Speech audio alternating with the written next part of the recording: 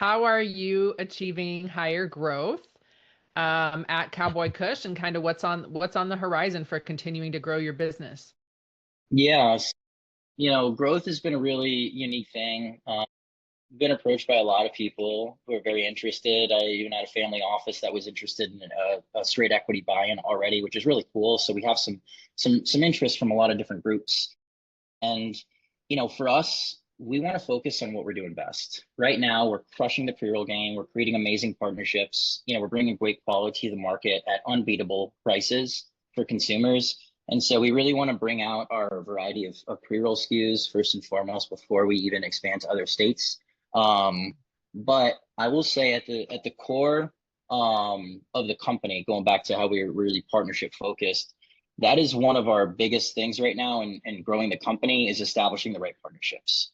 I truly believe the partnerships are going to be the reason that bring companies to the top. It's not just going to be one person, and so one of the things that I've been spending a lot of time on is I spend 5 days on the week driving. I've had my car for 2 years, over 100,000 miles. Wow. Just insane amount of driving. But what I'm doing now, and obviously the company's only been going for 4 months, so I didn't do all that driving for this company. But I'm really trying to establish partnerships with people, right? And I'm going to retail. So I'm sitting down with every owner, okay?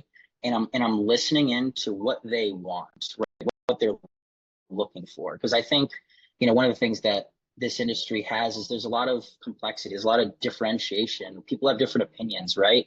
Not every retail is treated the same. I mean, I've been to retails where, they told me that only quality cannabis is over 25% THC. And I'm like, that's probably, I don't know if that's a partnership that Cowboy Kush, we just might not align, right? Yeah. And so, I'm going around the state right now and figuring out the best partnerships. And that's on the retail side. That's on the manufacturing side. I'm looking at farms that are even, legacy people that may have been operating for so long, but have a provisional license out in New York, and establishing a partnership with them so that when the time is right, I can expand. But, going back to the core, our expansion is going to be very slow and gradual. I don't plan on expanding to other states really quickly.